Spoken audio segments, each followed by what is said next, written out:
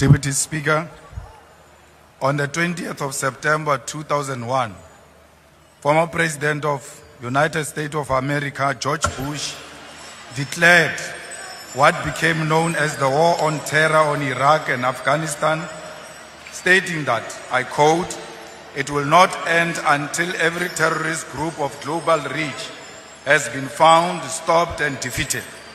What followed was a massive disinformation campaign to justify the 2003 invasion of Iraq and Afghanistan under the pretext of locating and destroying weapons of mass destruction. Decades later, no such weapons were ever found. This invasion was about minerals and oil reserves, not weapons of mass destruction. Iraq and Afghanistan have never recovered. Cuba, Libya, Venezuela, and Chile are examples of nations that have suffered from U.S. interventions because of their socialist policies, justified by false intelligence to advance imperialism. Cuba has endured decades of sanctions for nationalization of strategic sectors of the economy, supporting African liberation and socialism, while Libya was destroyed because Gaddafi rejected U.S. dominance. We raise these historical facts because history must guide us in everything we do. When Donald Trump declares that, I open quote, "bad things are happening in South Africa," without evidence, we must not assume that the USA is misinformed. Instead, we must question the real intention behind such statement. After Trump's remarks, the US froze foreign aid globally under the pretext of assessing alignment with the policy outlook. For South Africa, this meant PEPFAR funding of HIV/AIDS response was under threat.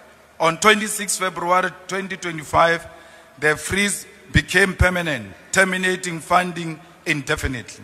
The US aggression towards South Africa is nothing more than Israel's revenge for our moral stance in support of Palestine. Meanwhile, some of us have been labeled international criminals, a designation used before the West assassinates those who opposed its agenda. Before invading the nations, the US always fabricates human rights violations to justify intervention. Today, same tactics are being used against South Africa. The growing calls by right-wing groups for foreign funding to establish independent states and to be armed by foreign interests must be recognized as part of a broader plan. This is the early stage of economic isolation, leading ultimately to military intervention. Next, AGOA will be terminated, escalating tensions between USA and South Africa. Our government must dismiss opportunistic African and racist groups exploiting US imperialism to fund their racist fantasies of an independent state. That will never happen. We will expropriate land without compensation, whether they like it or not. If they object, they can seek refuge in America. Deputy Speaker, Trump and the USA are not demonstrating strength. The USA is merely displaying an advanced stage of capitalism, which is imperialism. Trump engages in transactional and manipulative relationships with the world like it is his backyard. The hostility towards South Africa does not come from fraudulent boers spreading disinformation, but from America's imperialist agenda. The USA, home of the world's most sophisticated intelligence agencies, agencies that fabricate evidence to justify the invasion of Afghanistan and Iraq, and orchestrated the assassination of Muammar Gaddafi, Patrice Lumumba, Martin Luther King Jr., and Malcolm X, cannot now claim to be victims of disinformation from a minor racist group based in Orania.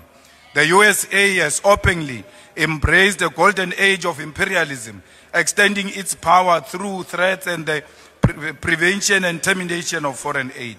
In response, our government foolishly seeks to explain our policies to a maniacal president, as if the USA were a victim of misinformation. The USA knows exactly what it's doing and why it is doing it. At a Goldman Sachs event of the 27th of February 2025, South Africa President Mr. Cyril Ramaphosa stated, I quote, "Trump got the wrong end of the stick of the country's land policies. I completely reject this notion. The USA, home of Elon Musk's platform, X platform, Jeff Bezos, Amazon, Facebook, Google, Tesla, Starlink, and Silicon Valley, the global hub of data collection, cannot claim to be misinformed. They are the greatest perpetrators of disinformation. The USA is the greatest perpetrator of disinformation. It is now using its own falsehood as justification to attack South Africa. This government refused to acknowledge the real issues. We are being punished for supporting Palestine against apartheid Israel, nothing else. The USA does not believe there is a white genocide or land grabs in South Africa. These lies are useful tools to justify economic aggression and seek to weaken our moral authority to condemn Israel's genocide. Foreign aid has always been a tool for Western imperialism and control. It must end with South Africa. We must expand our trade and strengthen relationship with China, India, Russia, Brazil, and Singapore, while emphasizing African unity. The USA is on a full mission to extort the world into submission, and as a result will become increasingly isolated. Our sovereignty, security, and economic prosperity on rejecting the American Golden Age, a project of imperialism. The world must move forward without the USA if true progress is to be achieved. We are not the puppets of the USA. We will never be bullied by Donald Trump and his friends. South Africa remains an independent state, which is not handled by the USA. The majority of South Africans love their whites. They worship them everywhere they go. Why will they kill them? They always seek white validation and affirmation of whiteness. It is a black talent. It is a black talent. It is not a black talent until white people say so. If it is a black skill or innovation, it is not until white say so.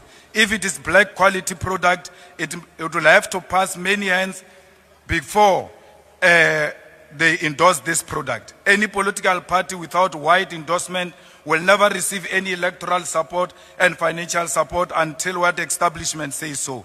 Like the Cuban people will never give up on our freedom against American imperialism.